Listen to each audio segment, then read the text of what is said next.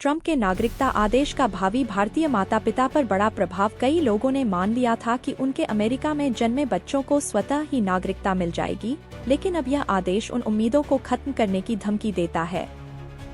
अमेरिकी राष्ट्रपति Donald Trump के अस्थायी वीजा धारकों के बच्चों के लिए जन्मसिद्ध नागरिकता पर प्रतिबंध लगाने के कार्यकारी आदेश ने अमेरिका में अप्रवासियों, विशेष रूप से भारतीयों के लिए एक बड़ा झटका दिया है। हालांकि कानूनी चुनौती के बाद अभी के लिए रोक लगा दी गई है, लेकिन नीति ने हजारों भारतीयों को अधर में छोड़ दिया है, जो जल्द ही माता पिता बनने की उम्मीद कर रहे हैं। H-1B वीजा पर भारतीय पेशेवरों के लिए इसका प्रभाव बहुत बड़ा है। कई लोगों ने मान लिया था कि उनके अमेरिका में जन्मे बच्चों को स्वतः ही नागरिकता मिल जाएगी, लेकिन अब यह आदेश उन उम्मीदों को खत्म करने की धमकी देता है। सैन जोस, कैलिफोर्निया में एक भारतीय इंजीनियर अक्षय पिसे ने कहा, इसका हम पर सीधा प्रभाव पड़ता है, जिनकी पत्नी नेहा सतपुते का इस महीने प्रसव होने वाला है। उन्होंने BBC को बताया, अगर यह आदेश प्रभावी होता है तो हमें नहीं पता कि आगे क्या होगा, यह अज्ञात क्षेत्र है। उनकी नियत तिथि के करीब आने पर दंपति ने कुछ समय के लिए प्रसव को जल्दी प्रेरित करने पर विचार किया, लेकिन इसके खिलाफ फैसला किया। सुश्री सतपुते ने कहा, मैं चाहती हूं कि प्राकृतिक प्रक्रिया अपना काम करे। श्री पिसे ने कहा, मेरी प्राथमिकता सुरक्षित प्रसव और मेरी पत्नी का स्वास्थ्य है। नागरिकता दूसरे स्थान पर है। इस घबराहट के कारण माता पिता द्वारा अपने बच्चे की अमेरिकी नागरिकता सुरक्षित करने के लिए समय से पहले C-सेक्शन करवाने की खबरें आ रही हैं। लेकिन American association of physician of Indian origin AAPI के अध्यक्ष सतीश कथुला ने इसके खिलाफ सलाह दी।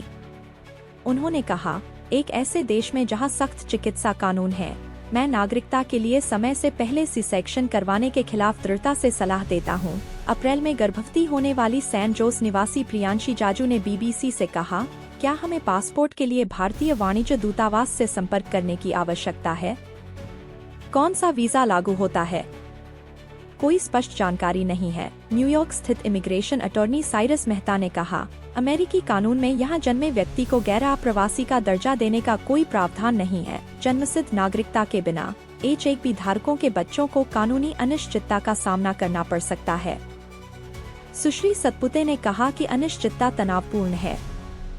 गर्भावस्था पहले से ही तनावपूर्ण है, लेकिन हमने सोचा कि यहाँ एक दशक के बाद यह आसान हो जाएगा, फिर यह सब कुछ ऊपर से होता है। उनके पति ने कहा कि वे कानूनी कर भुगतान करने वाले अप्रवासी थे और बच्चा अमेरिकी नागरिकता का हकदार था। यह कानून है ना? उन्होंने कहा। अमेरिका में दूसरा सबसे बड़ा अप्रवासी समूह भारतीय इस आदेश से सबसे अधिक प्रभावित होंगे। 5 मिलियन से अधिक गैर आप्रवासी वीजा रखते हैं और नए नियम के तहत उनके अमेरिका में जन्मे बच्चों को अब नागरिकता नहीं मिलेगी। भारतीयों को किसी भी राष्ट्रीयता के मुकाबले सबसे लंबे समय तक ग्रीन कार्ड बैकलॉग का सामना करना पड़ता है।